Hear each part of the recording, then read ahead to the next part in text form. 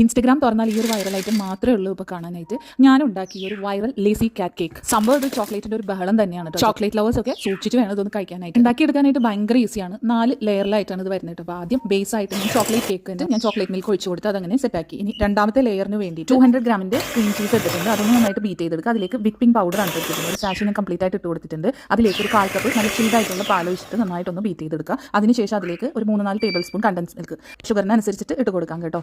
അതിനുശേഷം vanilla essence ഒരു 3 drop കൂടി ഇട്ടിട്ട് ഒന്നുകൂടി നന്നായിട്ട് ബീറ്റ് ചെയ്തിട്ട് നല്ല ഫ്ലഫി ആക്കി എടുക്കാം. അപ്പോൾ അങ്ങനെ സെക്കൻഡ് ലെയറും സെറ്റായി. ഇനി മൂന്നാമത്തെ ലെയർ എന്ന് പറയുന്നത് ചോക്ലേറ്റിന്റെ ആ ഒരു ലെയറാണ് കേട്ടോ. സാധാരണ മിൽക്ക് ചോക്ലേറ്റ് ആണ് ഞാൻ എടുത്തിട്ടുള്ളത്. അത് ഒരു മിനിറ്റ് മൈക്രോവേവിൽ വെച്ചിട്ട് ഒന്ന് ചൂടാക്കി മെൽറ്റ് ചെയ്തെടുത്തിട്ടുണ്ട്. അതിലേക്ക് ഫ്രഷ് ക്രീം ഒരു 170 ടിന്നാണ് അത് ഞാൻ ഇട്ട് കൊടുത്തിട്ടുണ്ട്. എന്നിട്ട് നന്നായിട്ട് മിക്സ് ചെയ്തെടുത്തിട്ടുണ്ടെങ്കിൽ തേർഡ് ലെയറും റെഡി. ബാക്കി വന്ന ചോക്ലേറ്റിന്റെ മിക്സിലേക്ക് കുറച്ച് ചോക്കോസ് ഇട്ടിട്ട് നന്നായിട്ട് ഒന്ന് മിക്സ് ചെയ്ത് കൊടുത്ത് അവസാനം കുറച്ച് കോക്കോ പൗഡർ അല്ലെങ്കിൽ ചോക്ലേറ്റിന്റെ പൗഡർ ഉണ്ടല്ലോ അതിട്ട് മിക്സ് ചെയ്ത് ലാസ്റ്റ് ലെയർ ആയിട്ട് നമുക്കത് ഡെക്കറേറ്റ് ചെയ്തിട്ടുണ്ടെങ്കിൽ നമ്മുടെ ലേസി കാറ്റ് കേക്ക് ഇവിടെ റെഡി ആയിട്ടുണ്ട്. അപ്പോൾ ഇനി പെരുന്നാളിന്റെ ഡെസേർട്ട് എന്തെന്നുള്ള കൺഫ്യൂഷൻസ് ഒന്നും വേണ്ട, മസ്റ്റ് ആയിട്ട് ട്രൈ ചെയ്യാൻ പറ്റിയ ഒരു ഈസി ഡെസേർട്ട് തന്നെയാണ്. എന്തായാലും ഇതൊന്ന് ട്രൈ ചെയ്ത് നോക്കാം.